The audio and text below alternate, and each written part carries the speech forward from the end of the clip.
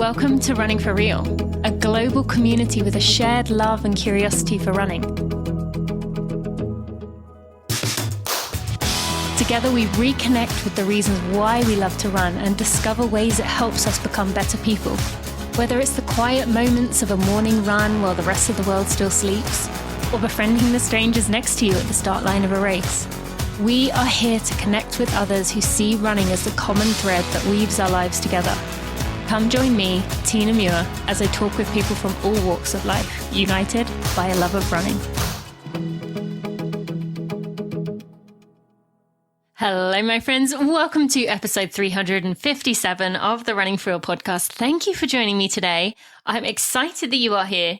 And this doesn't happen very often, but today I have an episode that was just recorded a few days ago. So you get a bit of a more up-to-date, in-the-moment conversation. Last week, I did get to spend lots of time with my guest today. And today, you get to hear us catch up once again. This starts off very conversational, but also ends up going into some deeper topics that I think are very important. If you've ever thought about or wondered whether you could get involved with a race somehow, if it's like a dream of yours to be more involved with racing on the industry side, some great advice for you here. And just a wonderful human being who I'm very excited to share his story.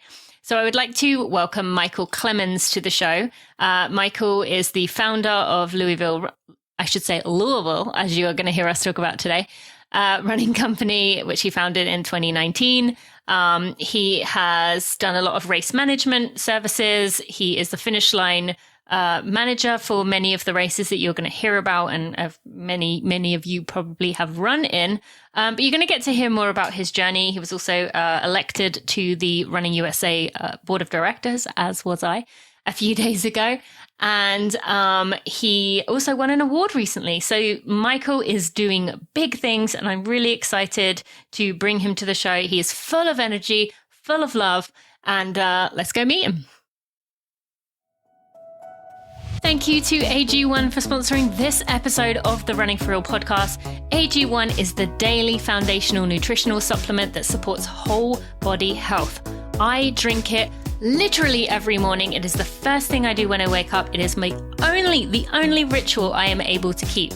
I gave AG1 a try because I knew, even with the best of intentions, I was not getting in everything I needed to get in, especially when it came to fruit and vegetables. And with my past of going a bit too far in terms of orthorexia, being a bit obsessed with clean eating, I really try to eat what I feel like in the moment. And honestly, with two young kids, sometimes that's not always the best of choices, but AG1 fills in all those gaps of things that I'm missing. It tastes good.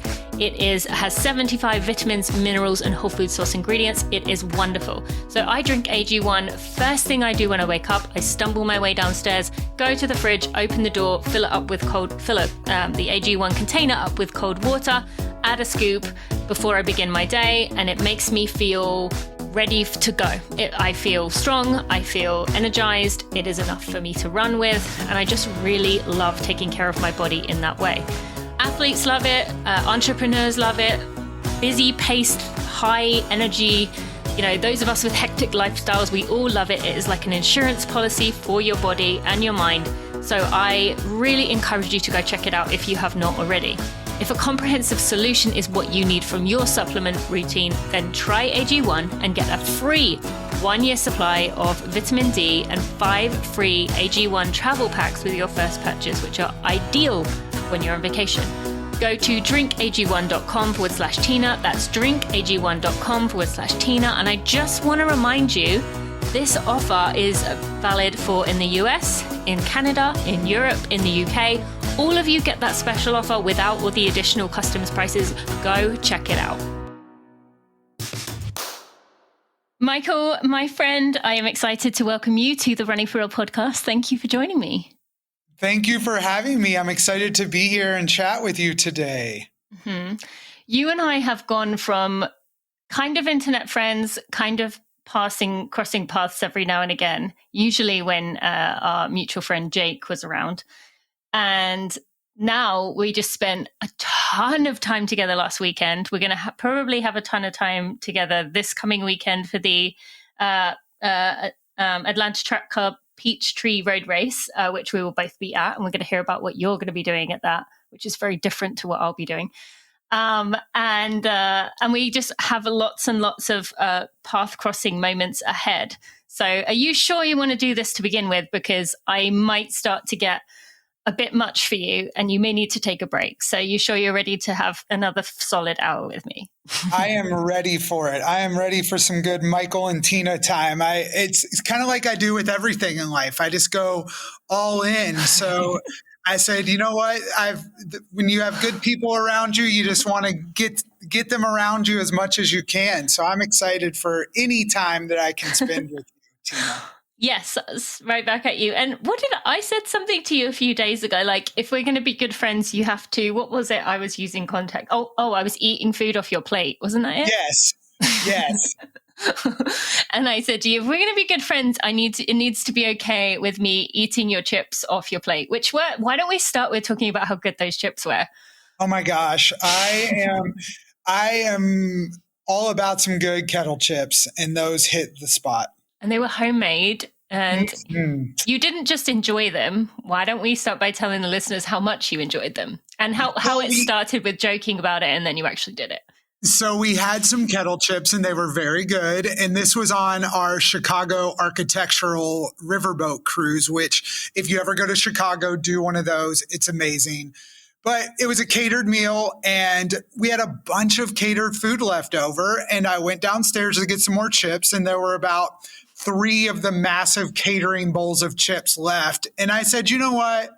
Those on the upstairs deck of the cruise need to enjoy these too. So I just brought up a whole bowl and became the chip patrol and just started handing them out to everybody upstairs. And we joked about me doing it. You did. And you know how you said to be your friend, you have to get used to things like that. I'm just going to do random stuff as well. So we're right there. I love it. Yes. Well, we could be random together because we also did something else random. Do you want to say what the other random thing was where you bribed me and I bribed you?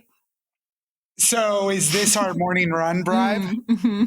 Yeah. So I wanted to go a little bit longer. We had a group morning run that was supposed to be a 5K and we were presenting later that day. So of course we wanted to look nice and it was really humid.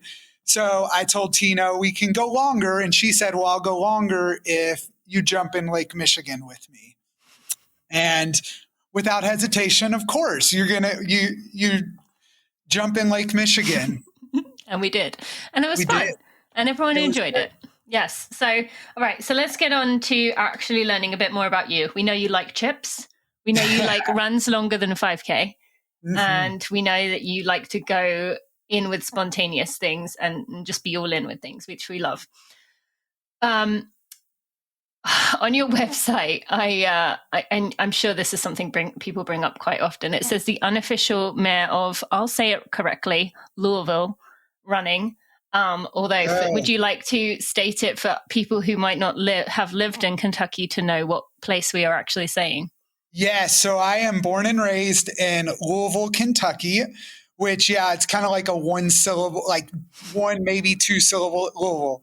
You just kind of like you have marbles in your mouth. But when I travel, I always have to say Louisville so people like kind of understand what I'm saying. But born and raised in Louisville, kept thinking I was going to get out of the city and go somewhere else. And for anybody that lives in that, like not small, but smallish town vibe, like it just keeps sucking you back in. And that's what happened. And born and raised here and continue my life here in Louisville, Kentucky. Mm-hmm. I think St. Louis is kind of similar. I swear 80% of people I meet are either born here, have family here, or went to school here and then just stayed. Like every holiday weekend, the 4 of my little family and I were just left looking at each other, like because everyone else is with their families at their like pool or wherever else having these big family celebrations. And we're like, any other transplants around here? Yeah. And there's no one around. It can be a lot. It's also good to have a support system around. And that's kind of you said on my website, the unofficial mayor of Louisville Running. It's nice to just growing up in this, I've gotten to know so many people so well. And you know this, the running community itself is just so friendly and so welcoming. And here in Louisville is no different. And so it's just great to be like on a long run on the weekend to know I'm going to see so many of my friends out, even if we don't plan it. Mm-hmm. We're just going to run by each other, or join each other for our group runs, and probably no jumping in the Ohio River here, but it's so nice to enjoy some time with people and get to know everybody. Yeah, I mean, there's a lot of cool places to run there. So I've spent a good chunk of time there as well. So then let's back up a second. Tell us about maybe the first moment that you realized or maybe called yourself a runner. Yeah. So growing up, I like to refer I wasn't a runner when I was younger. And the reason I really didn't probably, my mom was a cross country and track coach and my dad was a runner. And I was one of the rebellious kids that was like, well, my parents are doing it, I'm not going to do it. So I didn't really run. I played a lot of YMCA sports or just kind of like young, not super competitive sports growing up. But then when I was in high school, I had somebody tell me, you know what? I don't think you can run a half marathon. You probably can't do the Derby Festival mini marathon. How did that come up in context? So I think it was a family friend. We were talking about their fastest race time. And I was like, oh, that'd be cool to do that. And they're like, you probably can't. And that's all I needed there. All the motivation I need is somebody to tell me I can't do something. And I was like, I'm going to prove you wrong. So I ran a 5K and then I ran a half marathon. I told you I go all in. Yeah. So I just went straight to the half marathon distance after one 5K. And from there was like, you know what? This is actually better than I thought it was going to be. And so went to a small school in Kentucky called Georgetown College, right outside of Lexington. And all my friends were on the cross country team. So after freshman year, they're like, you know what? You should come run with us. And I was not very fast. I was not very good, but I was like, good for team morale. So they let me join the cross country team and walked on my sophomore year of college and kind of never really looked back from there. When you say that your friends were all on the cross country team, was that just coincident? How did that come about?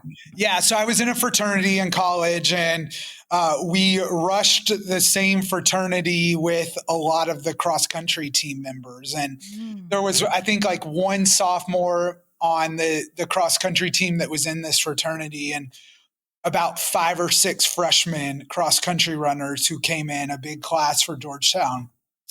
And they all rushed the same fraternity. And it's funny because now we're all still really close friends. We all have like a daily group text.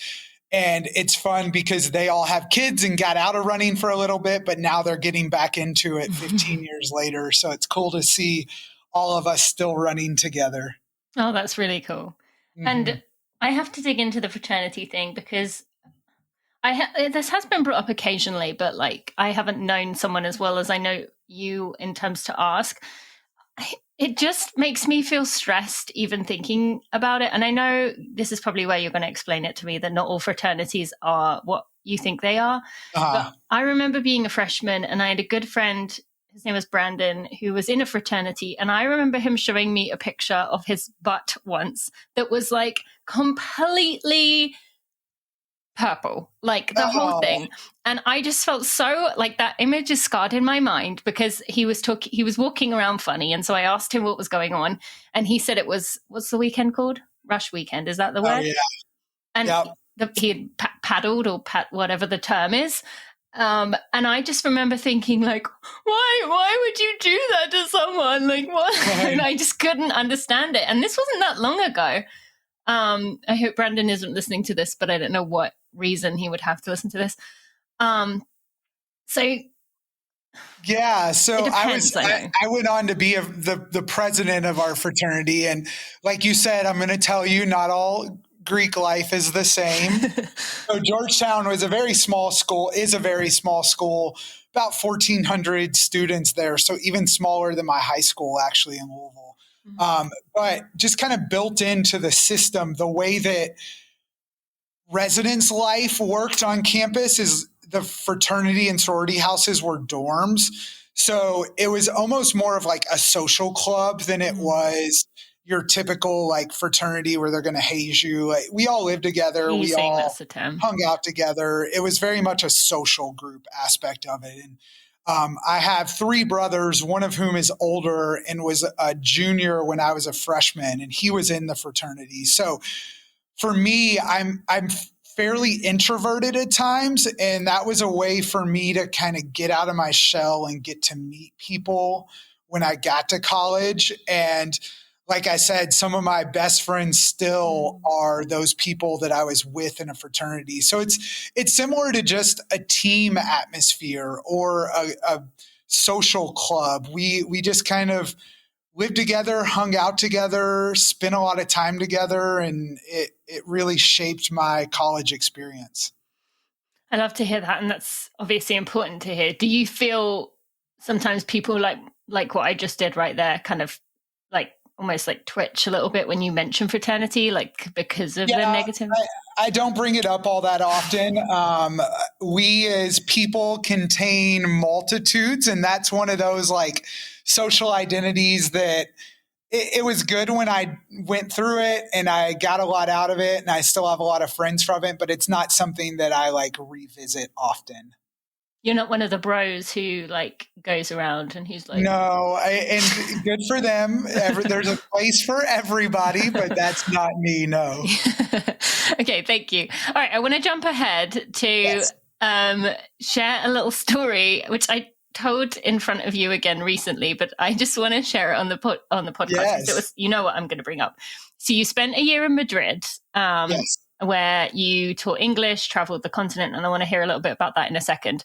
But last year when we were both, it was at Shamrock, wasn't it? It was like March. I told you, we're fast friends. We're going right in. March, we were both working at Shamrock, and there were these, I can't even remember what I was doing, but we were both in the same area. There were these 2 women who did not speak English. They were only spoke Spanish. They were talking to each other. We were, I can't remember, whoever I was with from the sustainability team was trying to communicate with them. Was it Kat?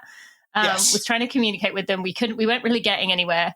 You walk over and you just like started speaking fluent Spanish, communicating. We got the message across, got what needed to be exchanged there. But I just stood there like with my mouth gaping open because you just walked over, spoke fluent Spanish, and then like, thanks, bye, and then walked off to carry on what you were doing. So I love sharing that because yes. So that's one of those like skills, I guess you could call it a skill, but that always throws people off or catches them by surprise, especially when I'm working events. So when I was in college, after my freshman year, got the chance to travel to Chile.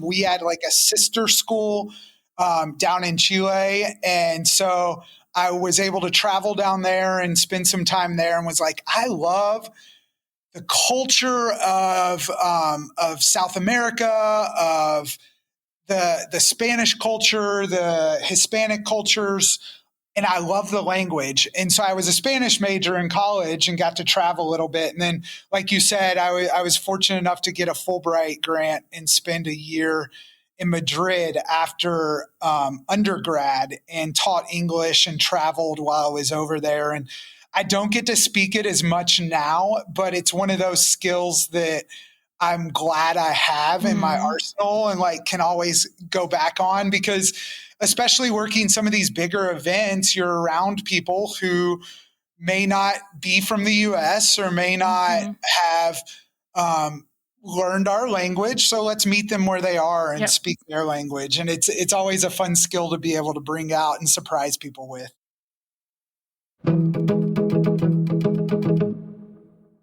Friends, we are a month and a half away from the release of Becoming a Sustainable Runner. And if you care about me and you care about this podcast and you care about our planet, if you are a runner and you care, the best way you can support me as a listener of this podcast, as someone who appreciates what I share, is going to pre-order Becoming a Sustainable Runner. And I know it feels like your one purchase doesn't matter, but all of those purchases that go through before release all add up to the first day of sales, which means you help us jump to the top of the rankings list, which gets more attention on it, which means it gets recommended in other places.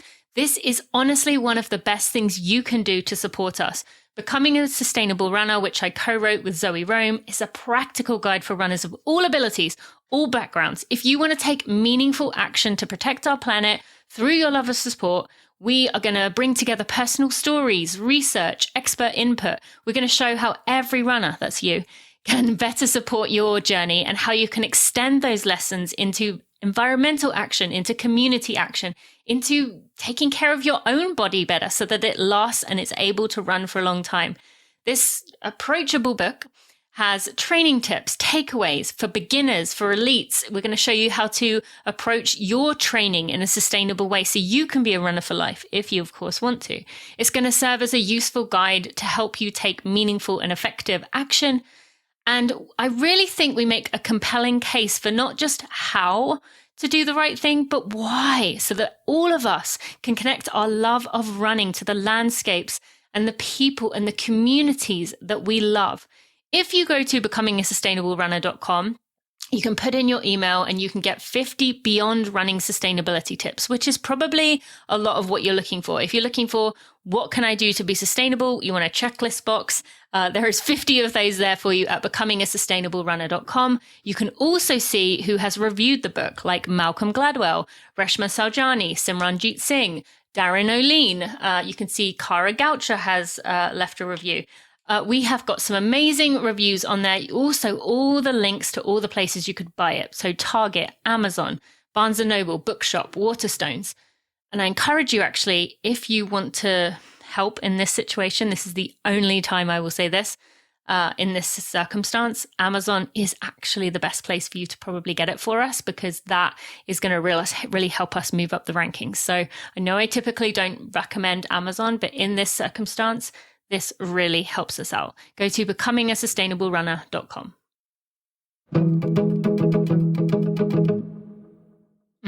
Yeah, it was pretty cool to watch, and made me envious that I really don't know. I guess I kind of know two languages in that I can translate between like trousers and pants pretty easily. Celsius and Fahrenheit. Yeah, exactly. See, so I no, that doesn't count at all. Okay, while you were in Spain, you decided to do something for the first time. Do you want to share with us what that was? Yeah, so I ran my first marathon when I was in Spain. I was over there, actually ran my first 2 marathons while I was in Spain. Oh, you ruined the story. I was going to share it afterwards, that piece. And tell us how close together those 2 marathons were. So I ran 2 marathons 6 weeks apart because, you're a new runner. Again, I like to go in full force. And so I was like, living over there, I saw the Barcelona Marathon was coming up, and I lived in Madrid. And it was a really fun story. My dad had never traveled outside of the United States when I was over there. And he was like, you know what? I'm going to come over and run the Barcelona Marathon with you. Mm-hmm. So not only was my very first marathon in Barcelona, Spain, but it was with my dad, who had never been outside of the U.S. before. And I had been living over there for about 8 months at the time. So it was a really good, I got to show him Madrid. We traveled together to Barcelona on one of the speed trains, ran the race, got to explore Barcelona. And then 6 weeks later, I was like, you know what? I'm living in Madrid and there's a marathon here. I might as well run that one too. And that was not a good decision, but it was still fun. I was running in an American flag singlet and it was like 85 degrees out. So people left and right were having medical issues and stopping on the side of the road. So I'm like sitting on the side of the road with these people around me, like chanting USA, as I'm like dying on the side of the road, but they can't do anything because they didn't have enough medical vehicles to support everybody. So these really kind Spanish women that were just watching the race went and got me some water and helped me out and chanted USA as I like staggered on my way to the finish line. Oh.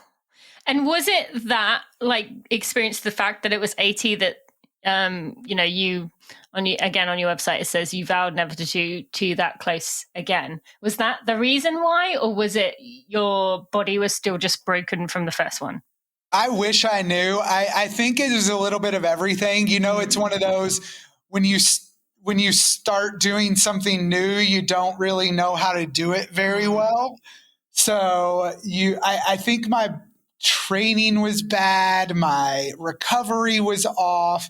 It just was a multitude of factors that went into it. And I said I vowed never to do it again, but actually ended up doing it again in 2019 when I ran the New York City Marathon and then CIM, which were a little over a month apart. But I ran New York for fun, so it was not nearly as like stressful.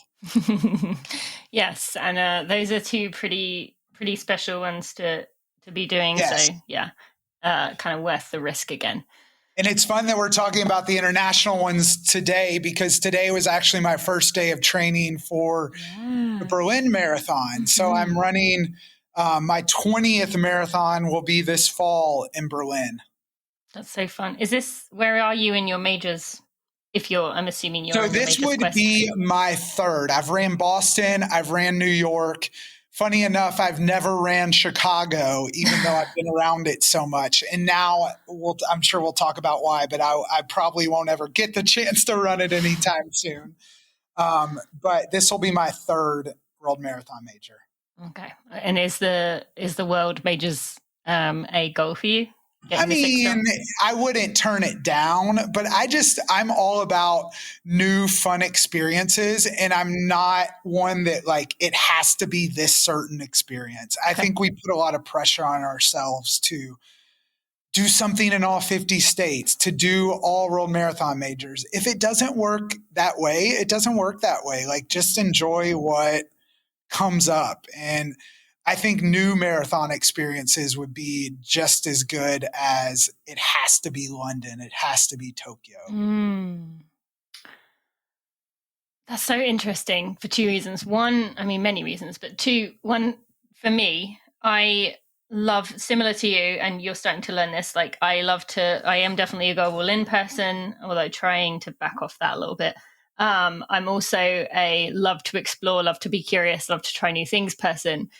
And yet I've been pretty straightforward in my marathon choices. I've done New York. This will be my third New York. I've done Boston 3 times. I've done London 3 times. And I've only done 10, maybe 12. Must be more like 12 marathons, but still. This is like saying one thing and doing another. No, I mean, there's value in that too. I think those are special for a reason. Those have the place and the amount of people that do them, they do for a reason. And my New York experience was probably one of the most enjoyable races I've ever ran. But then I have races like Marquette Marathon in Michigan, which was like so beautiful, and not many people know about that one. Yeah. So I think we put a lot of pressure on ourselves of we have to qualify for Boston. We have to get into London or Berlin. But there's races all over the country that are just as special and can provide just as unique of an experience. So true. That is absolutely true. And how did you find the Marquette one then? I think I was looking for a Boston. I say this and then I speak out of both sides of my mouth. I was looking for a Boston Marathon qualifier. So I, for the longest time, could not break 3 hours in the marathon. And that was like the goal, was break 3 hours. And it took probably, my first marathon was 2010, and I didn't break it till 2018. So it took probably 8 years of trying. And I kept looking for races that I was like, oh, these are scenic, but also fast courses where I can break 3 hours. Okay. I want to pull on that thread a little bit, because this is a concept that Zoe and I talked about in our book, Becoming a Sustainable Runner, which comes out in August. And that is because, like, when people ask me, who is this book written for? I say, this is written, I think, primarily for the runner who really wants a BQ, has tried multiple times, isn't getting it, and is just like, what's the next fast race I can go do? Yeah. And even though only a third of the book is actually about individual running, I think that kind of represents a person that would be interested in the other 2/3 of the book and needs to hear the other 2/3 of the book, because particularly the community aspect. So now that you can look back on that time, and from the way you're explaining that, it sounds like you were like, okay, fail, right, try again, which one should I do next? Okay, didn't make it. Okay, try again, which one's next? Is that right? Okay. Very much so. So what would you say, like, looking back on that now, I don't know if you're like I'm not I would change anything person, but like, maybe not even necessarily what would you change, but what would you say to someone who's in that state? Because as you mentioned, I think there's so many runners get stuck in that of like, that's the kind of almost like that's the level you got to be at to earn respect, which is absolutely ludicrous and wrong. And no, I don't agree, but that's what many runners feel. So what would you say about that now? There's two things that got me to breaking three. I think one of them is very common, and that's get a coach. I think I started working with a coach in 2018. At the end of 2017, I started working with a coach. And having someone else like laying out that plan for me, I'm very much a person, and I'm sure many of your listeners are the same way, of if you tell me to do something, I'm going to do it. Mm-hmm. And so having somebody say, here's the pace you need to run today on this run. I'm like, well, they told me I have to do it. I'm going to do it. Like, that's what I'm going to do. And having that support and like consistency, and that I've never been one that's like, I'm going to hit the snooze button and just not do a run. But having that person to say, here's what's on the plate for today, here's what's on the plate for tomorrow, this week, really was helpful to me. And this was being a runner through college, through 8 years. I thought I knew it all, but having that coach really took me to the next level. And was that like them, was that a lot of that them holding you back, or saying like, you don't need to go this hard? Like what was it that was so different? I think it was the structure of the coaching system, of knowing that I could wake up and just look at my calendar and the coach had said, here's what you're running today. Here's what you're running tomorrow, or here. And I think just that structure was really important for me, because it wasn't like you need to run slower, you need to run less, or you need to run more. It was just structuring it in a way that made it, I wasn't getting injured. I was hitting the workouts right. I was hitting the easy days easy, and I wasn't overthinking it. Okay. And then you said there was a second thing. Yeah. Well, in that coach, so I think this is important too for your listeners. It was somebody whose name is probably familiar to your listeners, and I really credit a lot to him. And it was Michael Crouch, whose wife is definitely familiar to your listeners. Yes. And Michael does a wonderful job with, I know he's got a lot of athletes. And you haven't been to any of I can't remember the name of the retreat. No, I haven't. But when he first started that, we talked a lot about it. And I love the community he's created there. Yeah, it's really cool. Okay, so then anything else you would say on that in terms of just, did you ever take a break away from marathons to like reset? Like that's something I'm a really big fan of like. Yeah. So I did and I didn't. So I just recently did, but I'm going to go back to kind of my second point, and then I'll come to this one. So the second thing that really got me to where I am was I came out in 2018 and as a gay man, and that was something that was super liberating. And I know it sounds like maybe corny, but it really was like a weight was lifted off of my shoulders. And I had held myself back in my personal life so much that I think a lot of other areas of my life really struggled. And when I came out in 2018, it was like the weight lifted, and somehow I feel like I was able to run faster, and I was able to just not have this additional burden always baggage, on yeah. me. And it really was kind of coincided right with that time when I started running faster. I started running freer and just feeling so much more of myself. And that was a huge part of it as well. Yeah. Thank you for sharing that. And yeah, I mean, we've had quite a few people who have talked about that moment in their life. And for you, that, was, you were well into adulthood at that point. And so having Yes. carried that all through, I mean, Yeah, through your 20s, you're at the end of your 20s. I was 30 when that happened. And so very much later in life. And that's always something I tell people of, yes, I could look back on it and say I'm not wasted, but I wasn't living my full self for a lot of my life. But I try not to look at it that way. And I try to look at it as now I am living my full self. So like, what can I do to really be that and live that authentically and not beat myself up that I didn't do it sooner or that I missed out on opportunities, but now that I have the opportunities to really take advantage of them. Yeah, I love that. And, our journeys unfold the way they do for a reason. Exactly. You had something you had to learn during that time. And as you said, now you can live life to the fullest. And I, for one of many, and there are many, many, many, many, many, many, many people who love you. I'm just enjoying seeing you flourish. And I got to witness that this past weekend before we go into what exactly you do. I got to be there while you were celebrated with an award. Can I embarrass you and have you share that? Yes, go for it.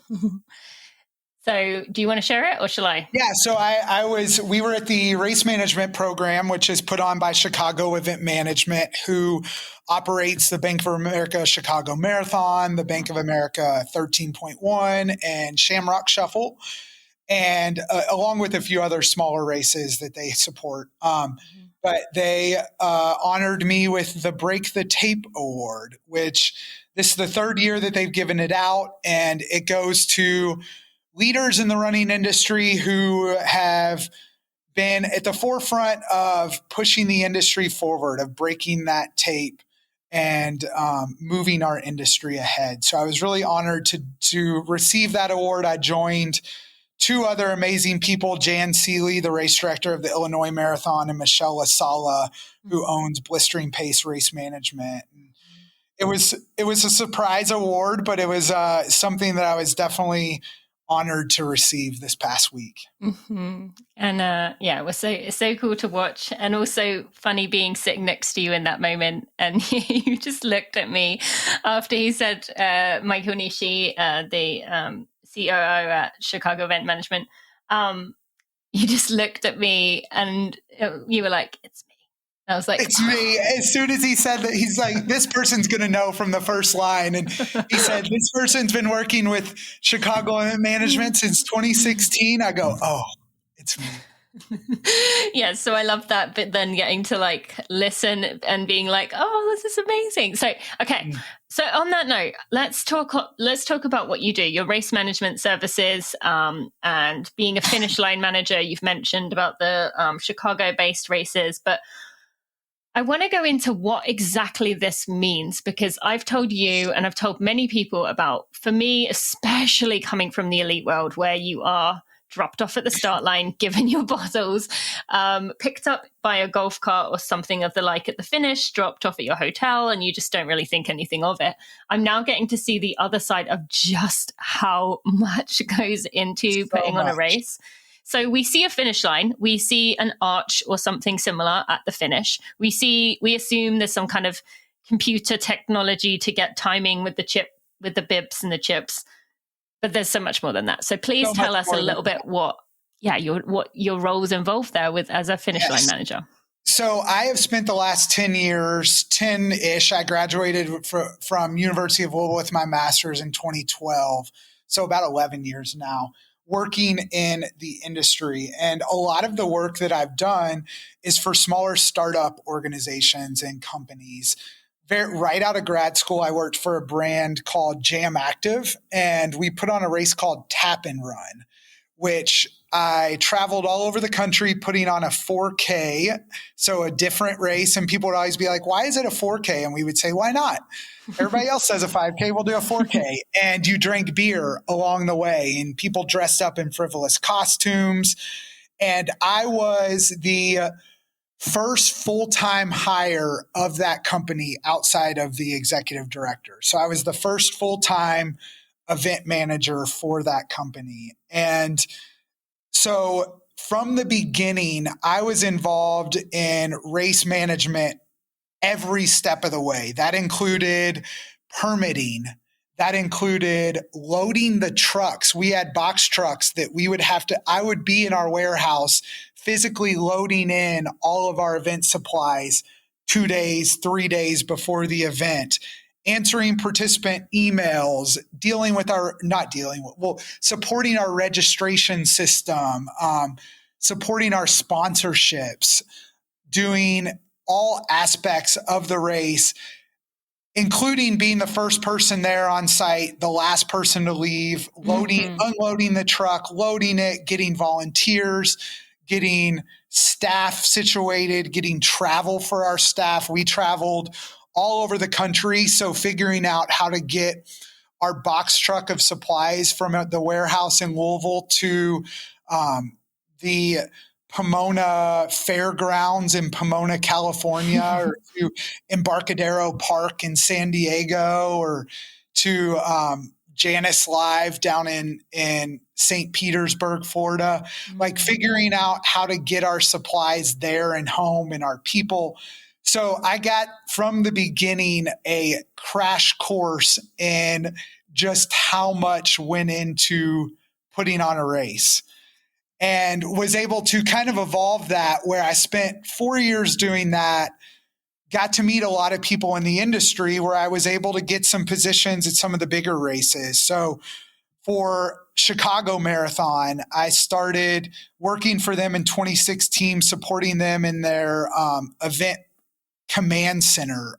They build out a probably 120 foot long by 40 foot wide tent in Grant Park that is their command hub for race weekend. And that goes into making sure that everybody in there has computer, internet, phone access, to making sure that all the TVs that are set up with closed captioning, or with the CCTVs from all over the city, are able to be put into place, and was able to really see a bigger race from that vantage point, and worked my way into being the finish line manager. Starting last year, there was an opening for someone who had been doing it for a long time, had taken a new professional role, and luckily was able to come back and still support me in that first year, but came on board where now I manage all things finish line at the Chicago Marathon when it comes to event weekend. So they have a great full-time staff that does a lot of that pre-planning and creating the diagrams of where everything goes. But I come in on the event weekend and support their staff and make sure everything on site goes as planned. So what would be, I know there's not going to be a typical answer here, but what are some things that could go wrong on that day that you might have to deal with? So luckily in year one, a lot of things went well, but I definitely in my race director journey have had a lot of things go wrong. We've had security issues where maybe a security guard wasn't at their post and it let spectators into an area they weren't supposed to be in, or let it cause some runner safety issues. We've had power issues where maybe a generator got unplugged or wasn't working properly. So you have to make sure that that generator gets back up and running. What can't you do without the generator? Yeah, it's brutal whenever stuff like that happens. And that's where you're like, well, we have a backup generator in our trailer, so let's go grab the backup generator and put it out there. And a lot of it's just learning as you go. I've learned that my thought process is the race is going to happen no matter how prepared or unprepared we are or what happens at our finish line. So we just have to do whatever it takes to make it work. Whenever an issue comes up, we can't just throw our hands up and be like, well, guess that's the race isn't happening. You figure out a way to make it work. So I've had a lot of experience being able to learn from my own mistakes. After I was at Jam Active, I spent 3 years working as a race director for the Urban Bourbon Half Marathon here in Louisville. And once again, we were a small staff of 7 full-time staff working for the Louisville Sports Commission. So I was able to have a lot of freedom to do that troubleshooting, but it also, there were only 7 of us. So when things went wrong, we really had to put on whatever cap we needed to wear to solve the problem that day.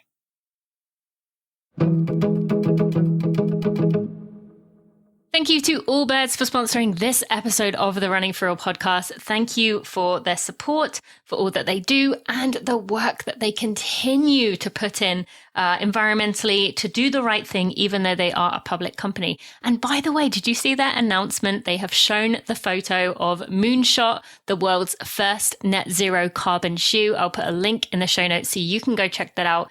Really cool design. I'm very excited. It's going to be coming spring 2024. And when I say the first net zero carbon shoe, that means that there are no emissions. They have found a way to balance out emissions without using offsets. The materials they are using, the way they are creating this product is adding 0 carbon to our atmosphere. So go check that out. But today I want to talk to you about a different pair of shoes that I've mentioned in passing, but these are one of my favorites. I've mentioned to you that I love the tree flyers for my runs, and I do run many of my runs in them. I also wore them for the last 4 marathons I have done. So they are wonderful for that distance. They are my favorite running shoe right now. And also I've mentioned to you the Dashers, the tree Dashers are my favorite day-to-day go-to shoe that I'm wearing most of the time. I definitely recommend both of those. However, I want to talk to you today about the tree loungers. Now, these are my shoes that I take with me on trips because they are ideal for going from daytime to nighttime. I have worn them for walking around all day. I have worn them for going out in the evening to fancy restaurants, like the kind of restaurants that have like caviar. Not that I go to those very often, but occasionally when I get invited to a meal somewhere like that, I have worn my Allbirds tree loungers. Really comfortable shoes. They look great. They come in all kinds of cool colors. And yes, sustainably made, of course. They are slip on and go. Made of eucalyptus tree fiber, which is going to give you lots of comfort, and they are very, very cushioned. So you can go to allbirds.com and you can, if you actually use the link in the show notes, you can get a free pair of socks with your order. So I would recommend using the show notes link to go get yourself a pair of those. Also checking out the tree flyers and the Dashers. If you use the link in the show notes, you can get a free pair of socks with your order by adding it to the cart. Go check out allbirds.com.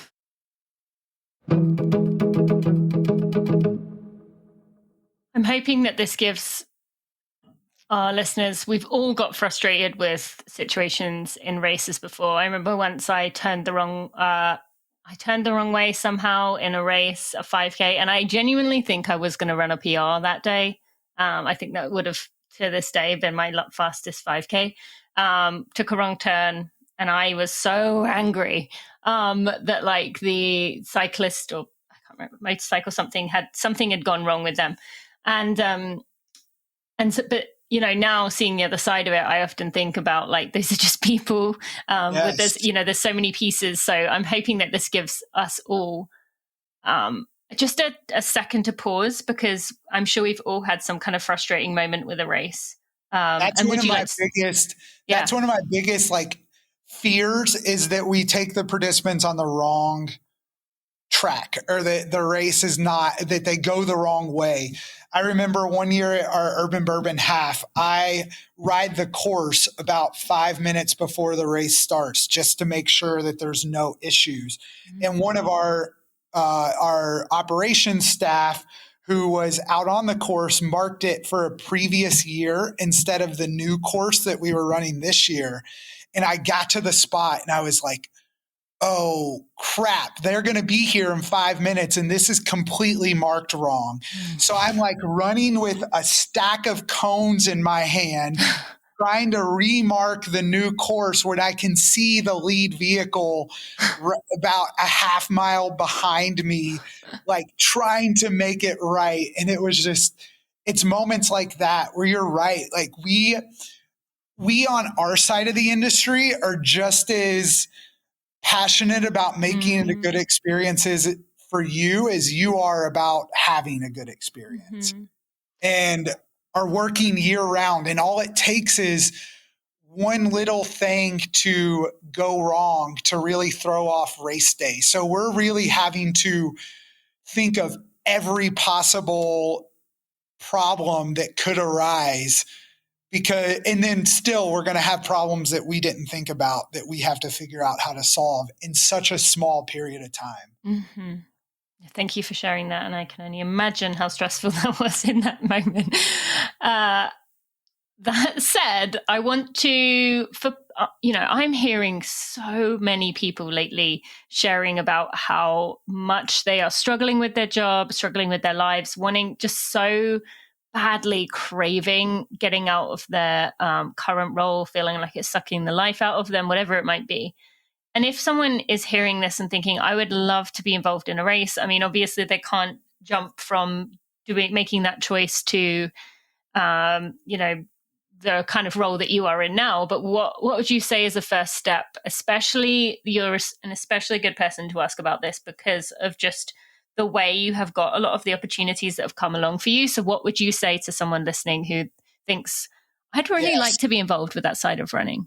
So I'm going to go ahead and say at the beginning, it's a lot of hard work. We are the first people on site, the last people to leave. We're doing and it's physical. A lot of the times you're having to move supplies. You're having to mentally be on at all points. But the way that I got started beyond just being a runner is the Jam Active, the company that I first worked for, they put on a half marathon. And this was when this company also puts on a lot of cheer and dance events. So they brought in their cheer and dance staff to put on a half marathon here in Louisville, and I ran it. And I emailed the race director, who was the executive director, the only person who was full-time at that point, and said, here are some of the recommendations of what I liked about the race, what I didn't like about the race. Could I help you out at your next one? And he said, yeah, come on and help us out. And so I went and volunteered at their next race and was one of the first volunteers there, was one of the last volunteers to leave, tried to be proactive in my volunteer role where I was doing anything I could to really support the race. And then when it came time for him to make his hire, he remembered that, oh, there's this kid that's in his graduate program at U of L in sport administration, and maybe he'd be a good fit for this role. So he brought me in without even really knowing much about me, just because I had volunteered and I had interacted with him and supported his race as much as I could. And that was kind of how I started there. And I did a similar thing with Chicago Event Management at my very first Running USA conference. I went up to Mike Nishi, who's the COO and one of the founders of Chicago Event Management, and said, I want to be where you are one day. What do I need to do to get there? And Mike could have said, oh, that's great. Thanks. Talk to you later. But he really took the initiative to follow up with me and said, hey, come up to observe Shamrock Shuffle. And that was my first experience there. And while I was observing, I kind of did some stuff just supporting the race of, I knew that barricades needed to be moved, or I knew that their team was going to need some of these additional pieces of support, and did it while I was up there. And they kind of took a chance on me and brought me back to work in their command center to work different things. So I would say definitely volunteer for the races, put yourself out there too, and know that it's not going to be a lot of money in the beginning, but you're going to get a lot of good experience from the beginning. And that's something I still try to do, is support smaller races, bigger races. They can't all be the sexy Boston or New York or Chicago names, but some of my favorite races are these really small races that I'll volunteer, that I'll work for, and still get a lot out of and learn a lot about the industry and about how and what goes into it. Thank you for sharing that, because I think that is really important in any capacity. And I think it's easy for people to look at someone like you or I. Both got to speak last week. We both got announced that we're now on the board of directors for Running USA, which is exciting. Yep. And you won this award. It can look like you and I are just like, oh, everything's just falling in their lap. But I very much do the same thing, my version of it, within the people that I'm interacting with. And I think that's such an important piece, that you remain in people's minds as someone who goes above and beyond, as someone who checks in, as someone who follows up. And that's how things come your way, because at the end of the day, a lot of these people who make decisions, they are so stressed and busy that they're going to go to the first name that comes to mind. So if you are that person who has been there supporting, been there like putting yourself, in a way to help them when they didn't ask for the help or need the help, or well, not necessarily need the help, but you know what I mean? Yes. You're going to be the person that comes to their mind. And so, and you're going to be the person, like you said, that they will take a risk on, because they've seen what you can do from just in your case, observer standpoint. So what could he do if he's actually given some responsibility here? So Exactly. I think it's important.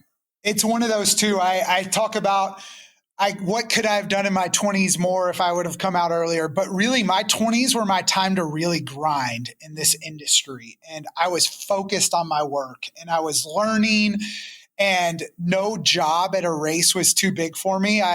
When I was at Urban Bourbon Half Marathon, I was fortunate enough, Stacy Imbrutson, I think her last name's now Ferraro, who is the director of operations of the Los Angeles Marathon, was like, hey, let me come work your race. I want to see Louisville. And I'm like, you put on this 25,000 or whatever, you put on the Olympic trials, and you want to come to rinky-dink little Louisville and help out with a 3,000 person half marathon. And she's like, yeah, it's a good way to get experience. And we were working at the finish line, and we had one of our volunteers who was from University of Louisville's master's program, who said, I'm getting my master's. I don't pick up trash.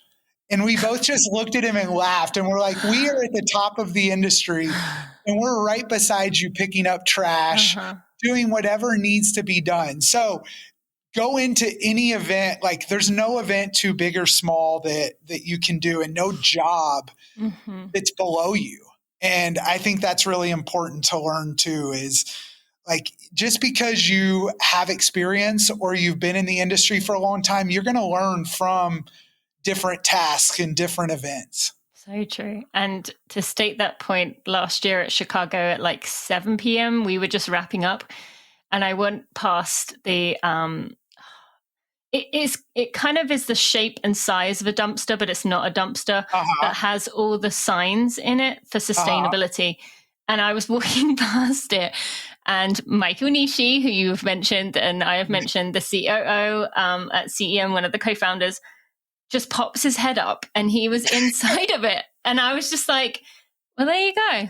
He could be sitting in an office just like commanding people, but there he was in amongst the signs, just like doing the work himself. So that was a real moment where that was brought home for me, that he was, like you said, getting out there as much as everyone else was. So It definitely, it's people like that in our industry that make it what it is and make runners be able to have such a great experience. And I love it so much. And I'm gotten now to the point where I can start to support some of the younger people. And I'm nowhere near Michael Nishi's status, but it's at the point too where I love just seeing our next generation come in and be able to lead and show them that, like, we're going to be right there with you in the dumpster or cleaning up trash or doing whatever it takes to make the event work. Yes, thank you so much.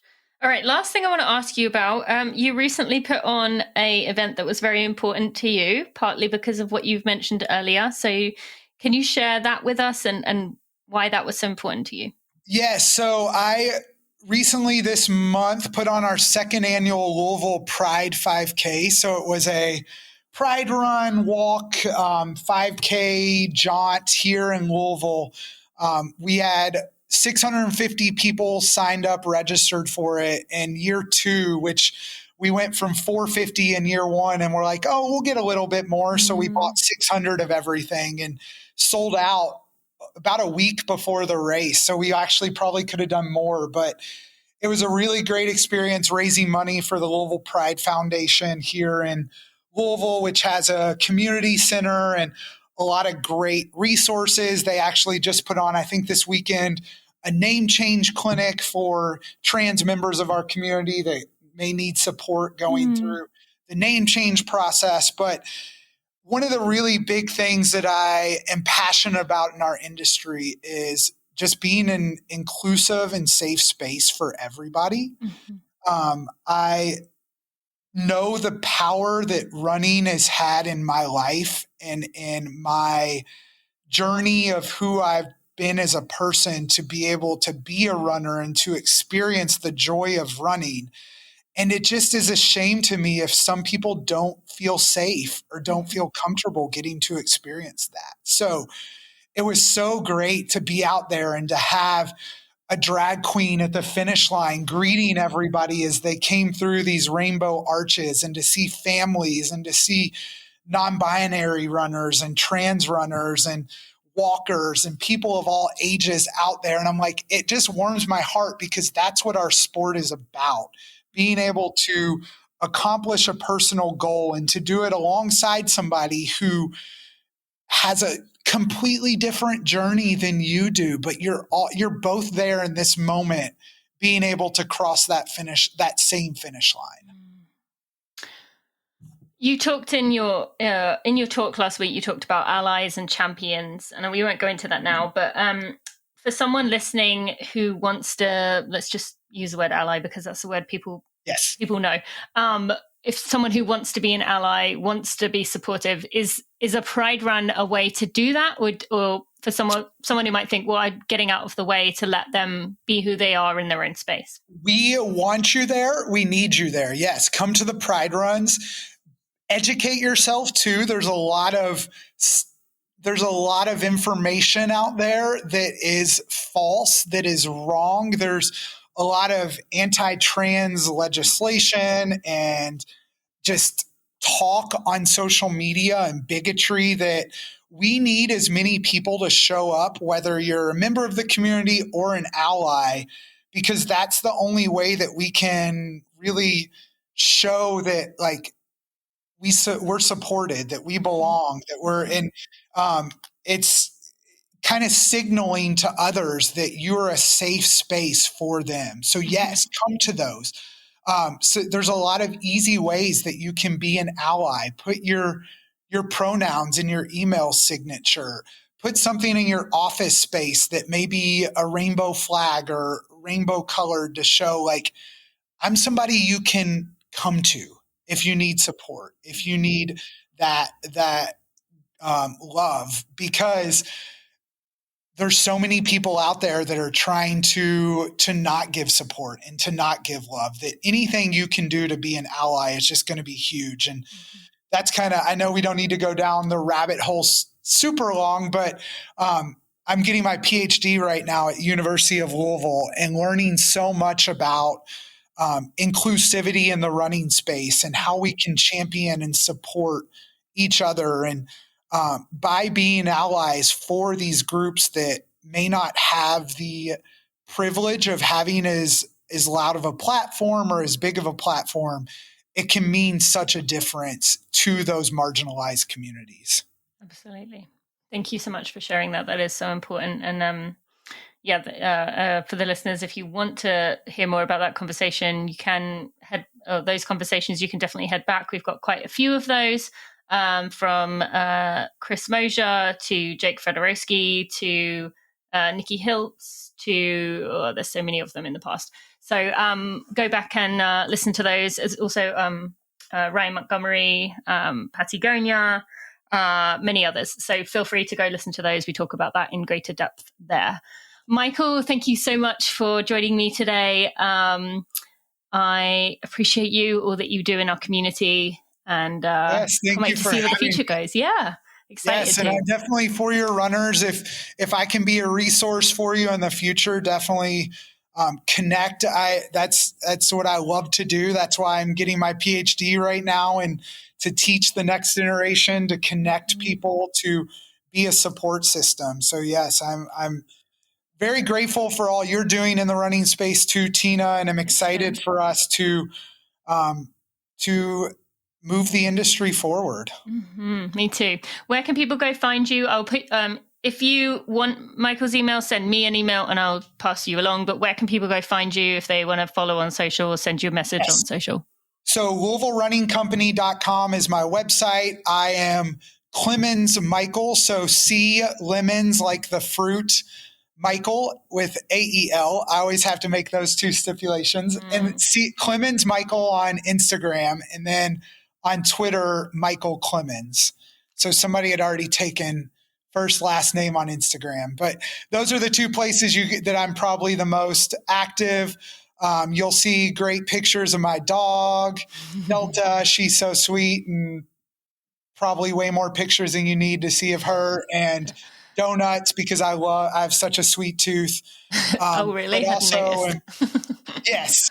But yeah, those are the ways to find me, and I'm always here to be a resource. Yes. Thank you so much. Appreciate all that you do. And can't wait to see what the future holds. Thank you. Thank you. The Running for Real podcast and everything we do here at Running for Real would not be possible if it wasn't for the Running for Real team. While I am the person who you hear from most often and maybe the face of the brand, the rest of our team are such critical pieces of what we do. And without them, I think I'd just be running around in circles with ideas. So I want to take a moment to thank our team. To Jeremy Nessel, who's been with me since the very beginning.